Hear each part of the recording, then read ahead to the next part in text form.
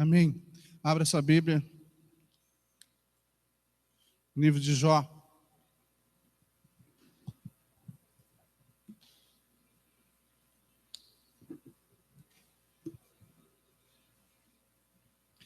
Capítulo 42. Jó, capítulo 42.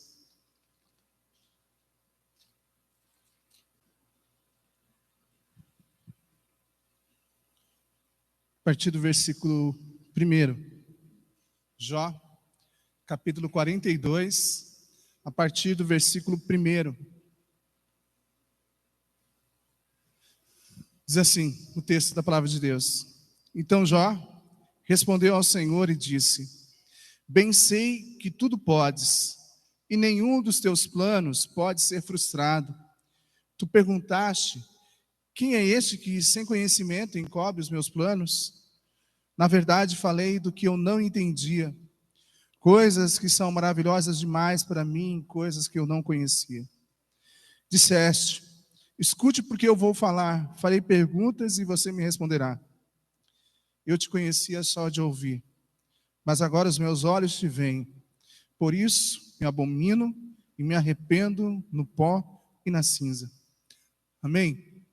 Pedido que você mais uma vez abaixe sua cabeça, feche seus olhos, que você possa pedir ao Espírito Santo que fale ao seu coração a partir da palavra agora que vai ser explanada.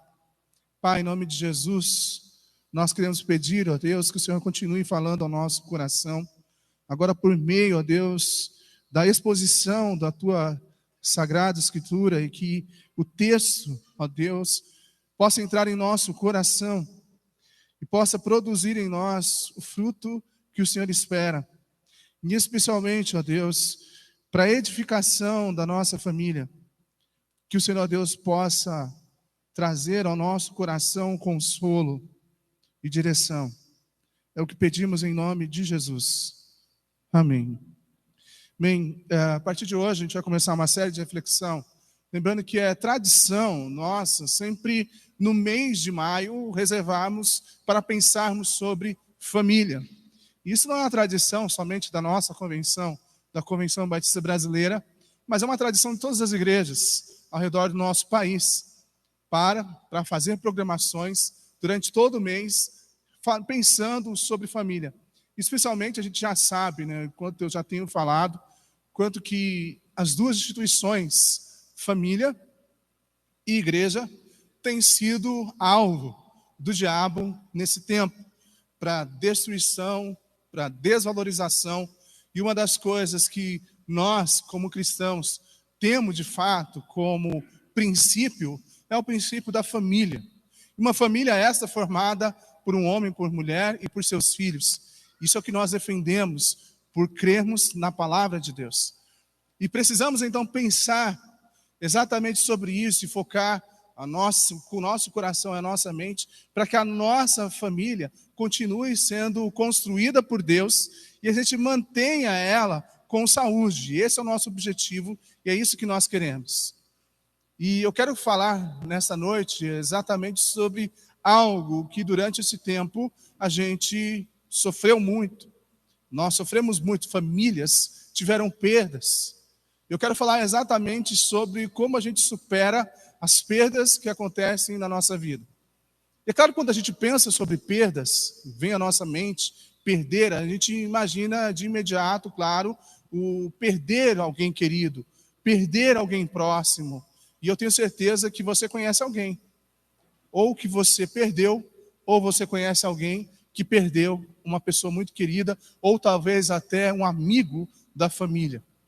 E geralmente o nosso coração, ele se entristece exatamente porque a gente sabe que existem coisas que nós não teremos de volta.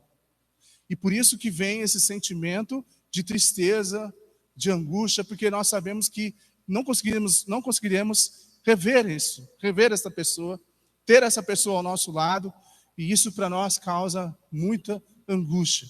Quem já sofreu durante não só esse tempo de pandemia, mas tempos anteriores também, perdas que marcaram a vida e mudaram histórias, exatamente porque pessoas se foram por perto. Algumas, como a história de Noemi, né, ela acabou sentindo ali que não há razão dela existir.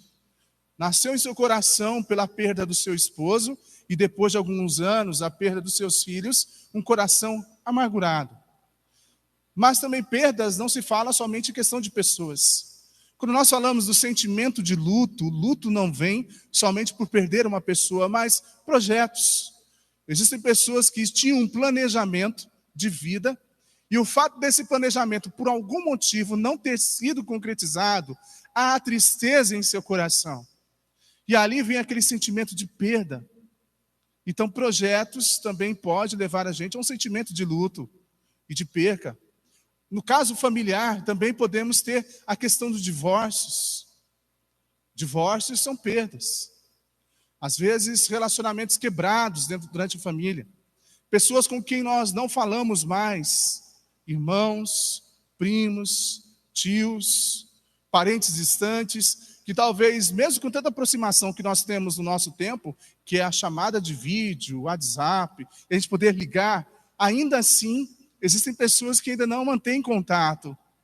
E isso traz para nós esse sentimento de perda. A gente poderia também falar sobre perda espiritual. Quantas pessoas também nesse tempo sofreram essa perda espiritual, que é o quê? A perca da fé.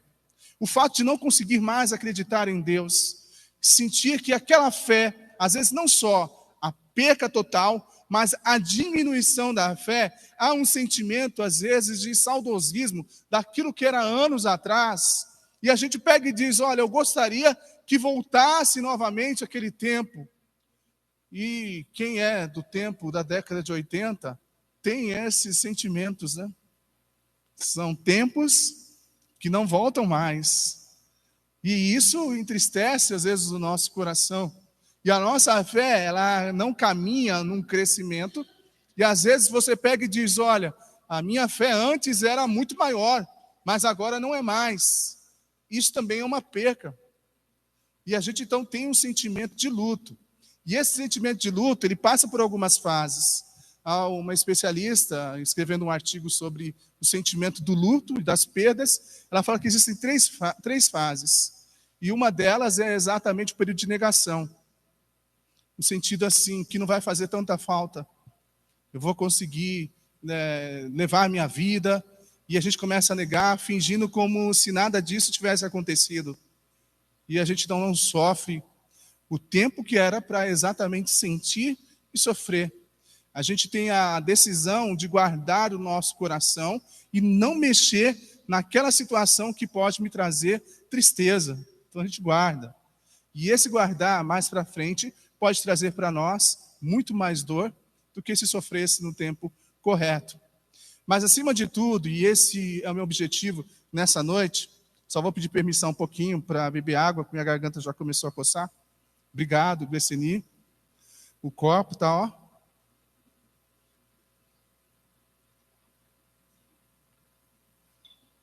Muito obrigado. Estou até com medo, porque eu lembro que alguns anos atrás, a gente acabou de chegar, a Sofia quebrou um deles, né?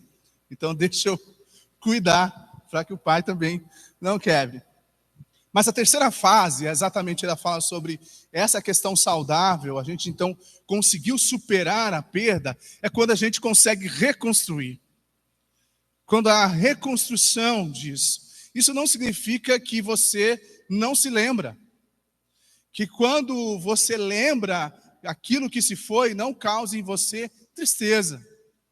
E às vezes quando você lembrar, vai causar em você tristeza, mas você continua a sua vida, continuou a sua reprogramação, seja um projeto, seja até a perca de uma pessoa. Eu sempre lembro, existem alguns momentos na minha vida que eu lembro do meu pai que se foi, dos meus 2 irmãos que também se foram. E especialmente na Páscoa, eu lembro de um dos meus irmãos, que na Páscoa ele tinha o trabalho dele, mas ele gostava de fazer ovos de chocolate para vender.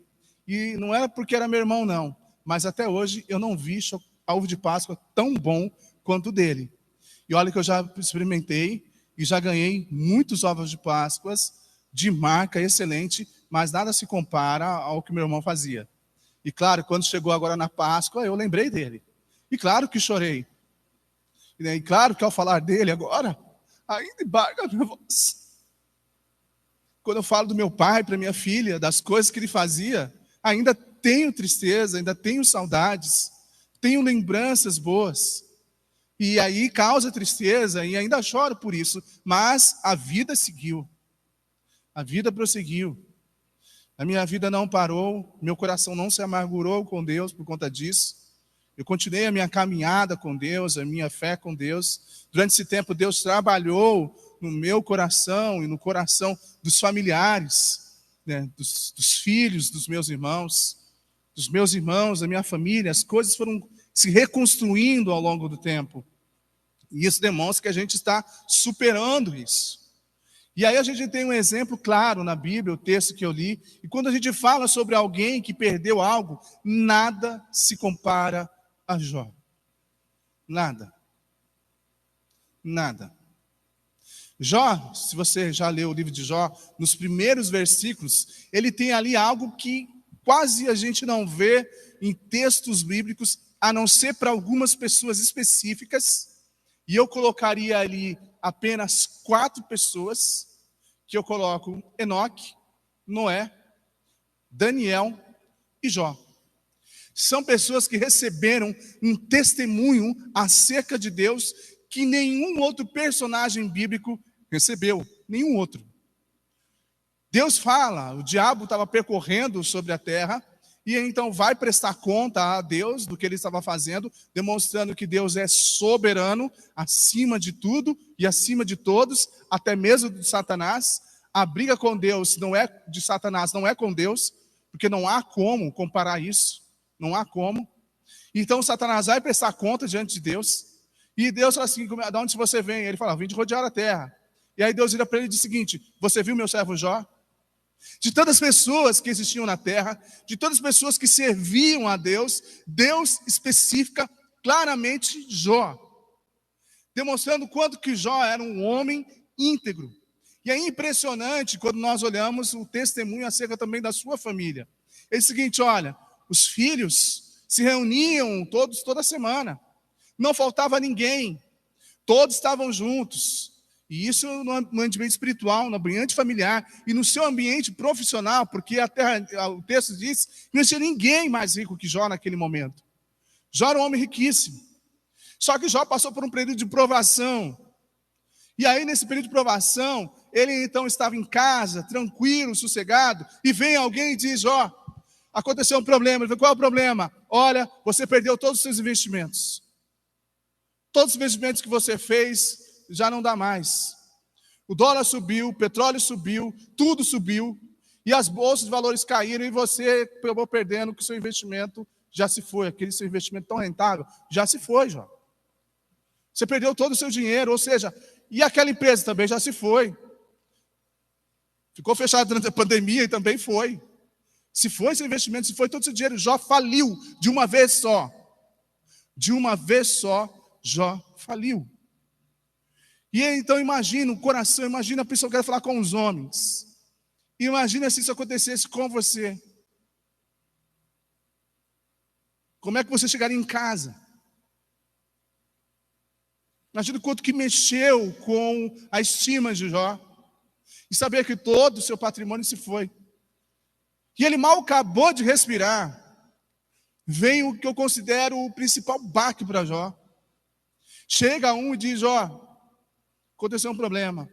Qual é o problema? Os seus filhos estavam todos reunidos e todos eles morreram. Não sobrou nenhum. Você consegue imaginar a dor de Jó? Perder todos os filhos, nora, genro e netos, de uma vez só. É assim que estava Jó. E ao decorrer do livro de Jó, depois eu recomendo que você faça a leitura de Jó. Mas a gente chega aqui no capítulo 42.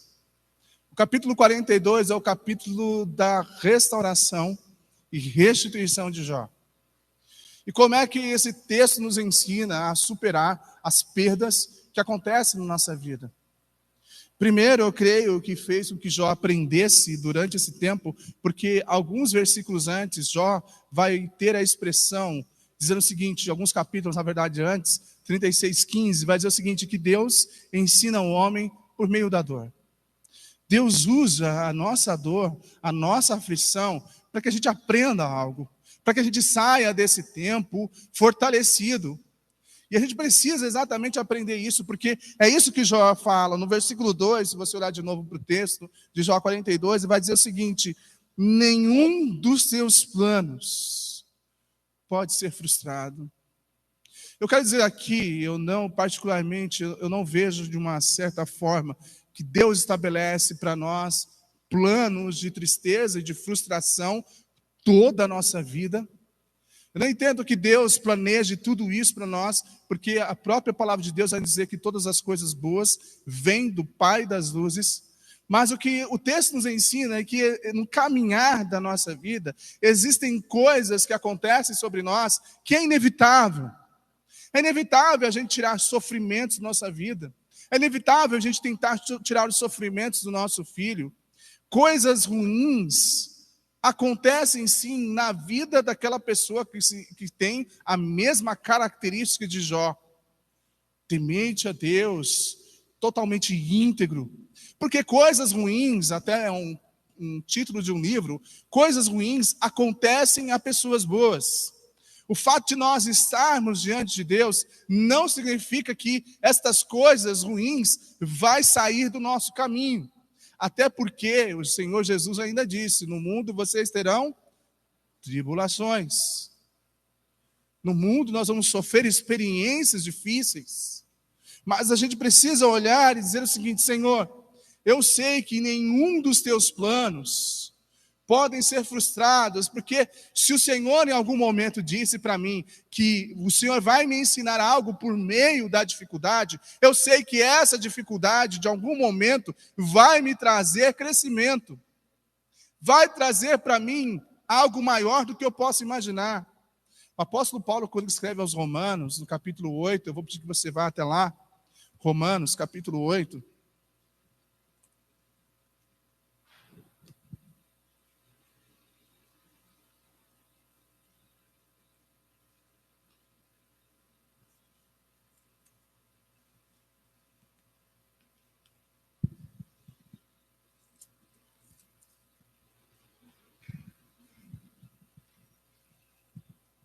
versículo 28.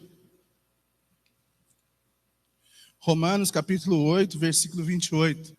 Apóstolo Paulo escreveu assim: sabemos que todas as coisas cooperam para o bem daqueles que amam a Deus, daqueles que são chamados segundo o seu propósito.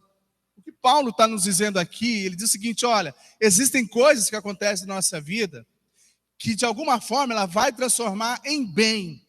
Não significa que tudo que vai acontecer na nossa vida será bom. Nem tudo que acontece na nossa vida é bom, mas todas as coisas contribuem para o nosso bem.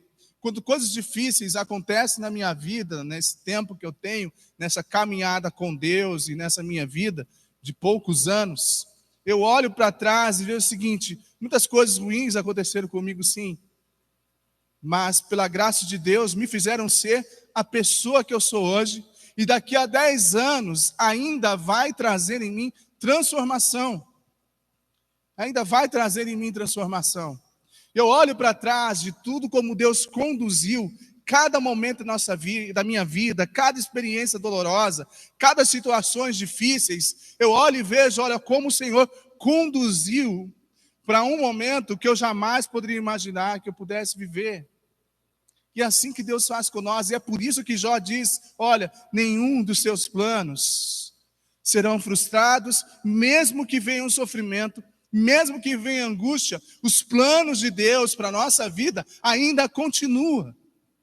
Os planos de Deus para a sua vida ainda continuam, por mais que experiências difíceis você pode ter tido, por mais que percas você pode ter acontecido na sua vida, mas o Senhor em cada momento dessa tem exatamente um plano e um propósito para a sua vida que vai produzir crescimento para você. Então o nosso coração precisa ser como o coração de Jó. Sim, foi muitas dores, não é negar. Mas é saber que, como diz Paulo, eu amo a Deus. E se eu amo a Deus, as coisas que aconteceram comigo, Deus transformará em bem. É assim que eu penso. Eu falo o seguinte: olha, eu amo a Deus. E a palavra de Deus me diz que se eu amo, essa dor, essa perca, essa tristeza e esse sofrimento vai produzir crescimento na minha vida. E se você está atravessando um momento de dor, de angústia, de choro, saiba que o Senhor vai te transformar isso em bem. Porque esse é o plano dele e isso não pode ser frustrado por ninguém, nem mesmo por nós. Outra lição que a gente aprende com Jó é quando ele diz, logo no início do 2º versículo: bem sei que tudo podes. Talvez a gente passe por um momento e diga o seguinte: a minha vida nunca vai ser reconstruída. Eu nunca serei a mesma pessoa depois que isso acontecer. Se isso acontecer, ou depois que isso aconteceu. Eu acho que a minha vida profissional nunca vai ser mais a mesma coisa depois daquele projeto que eu não concluí. A minha vida espiritual nunca será a mesma coisa depois de tudo que eu passei, das experiências dolorosas que eu passei. A minha fé não será mais renovada. A minha vida não será mais a mesma depois que eu perdi aquela pessoa. Mas Jó, ele pega e diz, mesmo naquele tempo em que ele quis, e o texto diz que ele quis se suicidar, ele pega e diz: maldito o dia que eu nasci, porque ainda estou vivo. Porque ele não encontrava a solução. Não vinha para ele nenhuma porta de esperança que pudesse conduzi-lo a uma situação de restauração. E às vezes, no momento de tristeza, de angústia, de dor, nós estamos atravessando exatamente isso. Às vezes existem momentos de dificuldade dentro do nosso casamento, dentro da nossa família, com os nossos filhos, que parece que nada vai reverter, parece que não tem jeito. Mas o Senhor lhe diz que Ele pode tudo, e é isso que Jó se firma. Jó se firma num Deus que pode todas as coisas. Não são algumas coisas, não são algumas áreas da nossa vida. O que Jó diz é: eu sei que tudo podes. E isso faz, ele muda a chave, quando ele pega em meio da sua dor, no meio da sua angústia, quase no final do livro, poucos capítulos antes, ele pega e diz: eu sei que o meu Redentor vive e que por fim se levantará da terra. Isso traz ao coração de Jó uma renovação de esperança, que ele pega e diz: não, não está perdido, porque o meu Redentor vive, e porque o seu Redentor vive, nada está perdido, porque o Senhor tem todo o poder nas mãos dele. Seja o que for que você precisa restaurar e reconstruir, nós temos um Deus que tem todo o poder nas mãos, que para Ele nada é impossível. Nós temos isso gravado em nossa mente, mas não temos isso gravado em nosso coração, que faz com que a gente não perca a esperança jamais. Você lembra de Abraão, que quando Deus chamou para sacrificar seu filho, ele foi sacrificar, ele obedeceu, e ele levantou a faca para matar o seu filho. Por que ele faz isso? Porque você pode dizer, nenhum pai em sã consciência faz isso, ainda mais que Abraão amava Isaac.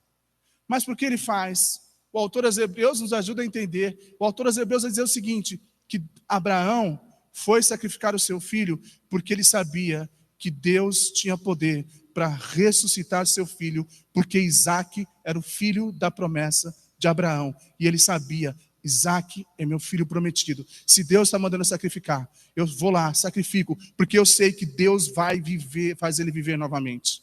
Porque Deus pode todas as coisas. É isso que faz Abraão ir até lá e levantar a sua mão. E só foi impedido porque o anjo disse: ali está o cordeiro, não precisa imolar seu filho. E nós precisamos crer exatamente que temos um Deus com um poder infinito. Infinito. E às vezes no momento de dor, no momento da perca, a gente não consegue entender, porque as lágrimas são, como diz o salmista, o nosso alimento. De tanto choro, Não sei se já aconteceu isso com você, mas já aconteceu isso comigo várias vezes. De chorar tanto que a gente vai engolindo as nossas lágrimas. A gente vai engolindo as nossas lágrimas de tanto choro que nós temos. E mesmo em situações como essa, o Senhor é capaz de mudar e restaurar todas as coisas, porque Ele tem todo o poder em suas mãos. Esse é o nosso Deus. Esse é o Deus que eu sirvo. O Deus Todo-Poderoso. O Deus que tem todo o poder em suas mãos. Como diz uma canção do Daniel de Souza, diz o seguinte: todo o poder pertence a Jesus. Ele é o Rei dos Reis, Senhor dos Senhores. E Jó sabia exatamente disso. Por isso que ele falou: eu sei que tudo podes. Eu sei. Terceira lição de Jó está no versículo 5, que ele pega e diz: eu te conhecia só de ouvir falar, mas agora os meus olhos te veem. O que isso significa? Significa de alguém que reconheceu Deus no momento de angústia, no momento de perca, mas reconheceu um Deus consolador. Um Deus que está próximo e não distante. E não distante. Muitas vezes a gente quer Deus resolvendo os nossos problemas. Mas a maioria das ações de Deus, diante das dificuldades que a gente tem na vida, nem sempre é de solução, mas de consolo, de enxugar as lágrimas, de nos fortalecer, de nos encorajar, de trazer para nós, como ele falou para Josué: Josué, eu sei que você perdeu alguém que você amava muito, que é Moisés, mas Josué, levanta, seja forte e corajoso, não tenha medo, tenha ânimo no seu coração e siga, porque há uma missão a ser cumprida por meio de você. O povo de Israel precisa chegar em Canaã e é você que eu tenho essa missão. E Deus vem a nós como Deus consolador, como alguém que está ao nosso lado, para nos direcionar, para nos restaurar, para enxugar cada lágrima e dizer: vamos seguir em diante, vamos para frente, porque a vida ainda continua. Ainda há coisas para você fazer durante essa vida que eu planejei para você. E eu estou aqui, perto de você, não longe. O nosso Deus não se relaciona conosco na distância. O nosso Deus se relaciona conosco ao lado. E é por isso que Ele é o Deus Emanuel. Emanuel. Antes de continuar, eu gostaria que você prestasse atenção numa canção. Uma canção antiga, de 1988. Mas é uma canção que nutriu o meu coração depois que eu perdi meu pai. Ela foi inspiração e ela foi o consolo de Deus, enxugando cada lágrima para que eu pudesse seguir em diante, para que eu pudesse seguir em frente e pudesse permitir que Deus moldasse o seu plano para a minha vida, tanto que moldou que hoje eu estou aqui como pastor. Se meu pai estivesse vivo, talvez irmãos não me conheceriam. Não estaria aqui, estaria em outro lugar. Estaria continuado o projeto de vida até então estabelecido. Mas os planos de Deus para a minha vida, depois da morte do meu pai, foram reajustados. E Deus me chamou para o ministério pastoral. E hoje eu estou aqui. Porque Deus falou: olha, há uma missão para você. Seja forte e corajoso.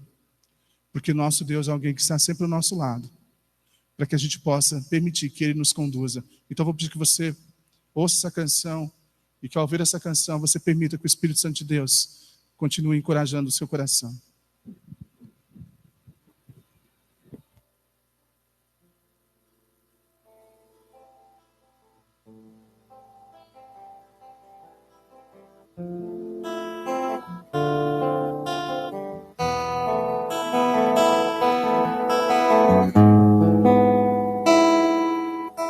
Pensei que tudo podes, meu amado.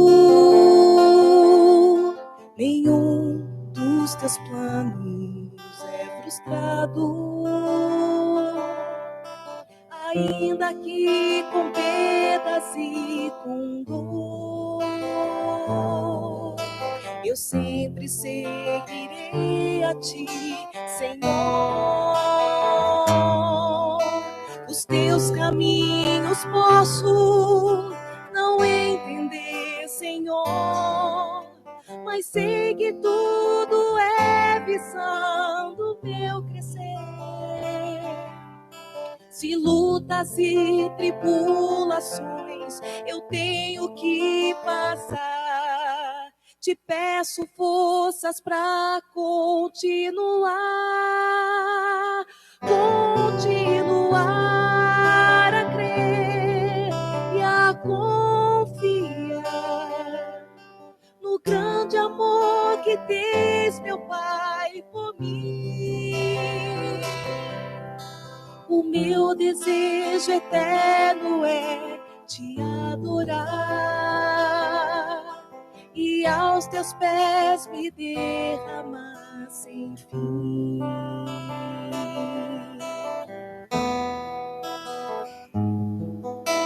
Bem sei que tudo podes, meu amado, nenhum dos teus planos é frustrado, ainda que com perdas e com dor, eu sempre seguirei a ti, Senhor. Os teus caminhos posso não entender, Senhor, mas sei que tudo é visando meu crescer. Se lutas e tribulações eu tenho que passar, te peço forças para continuar a crer e a confiar no grande amor que tens, meu Pai, por mim.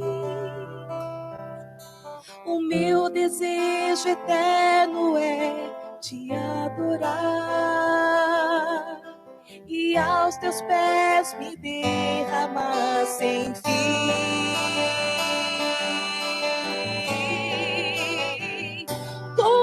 Continuar a crer e a confiar no grande amor que tens, meu Pai, por mim. O meu desejo eterno é te adorar e aos teus pés me derramar sem fim. O meu desejo eterno é te adorar e aos teus pés me derramar sem fim. Continuar e crer. É o Senhor ao nosso lado, que ajuda a gente a superar as perdas que acontecem ao longo da nossa vida e nos ajude a reconstruir e a superar aquilo que se passou. Eu vou pedir que você abaixe sua cabeça, feche seus olhos. Eu não sei quais foram as perdas que você passou, que marcaram sua vida, sua história, seu coração, suas lembranças. Talvez um abatimento espiritual, perca da fé, confiança no Senhor. Mas eu sei que há um Deus que tudo pode e que nos fortalece para continuarmos a crer e a confiar no Senhor. E que restaura as nossas vidas e ajuda a gente a superar. E se você está passando exatamente por esse momento de que precisa que Deus o ajude a superar, que você então se coloque diante do Senhor e fale: Senhor, da forma como o Senhor fez com Jó, que o Senhor venha fazer em meu coração, na minha vida e reconstruir e restaurar o meu coração, a minha vida.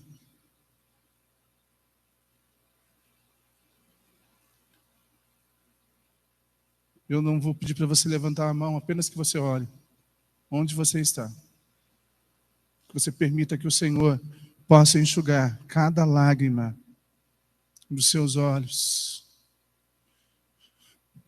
Ou às vezes há situações que nem lágrimas a gente consegue ter, mas que a lágrima do seu coração o Senhor possa enxugar. O Senhor possa restaurar. E como disse a canção, que você continue a crer e a confiar no grande amor que o Senhor tem por você. Pai, em nome de Jesus, o Senhor conhece a história de cada um de nós, as nossas percas, e queremos pedir, ó Deus, que o Teu Espírito possa enxugar cada uma das nossas lágrimas, trazer a esperança de volta, a confiança no Senhor restaurada, a confiança nos planos que o Senhor tem para cada um de nós, que aonde, ó Deus, veio a morte, o Senhor traga a vida,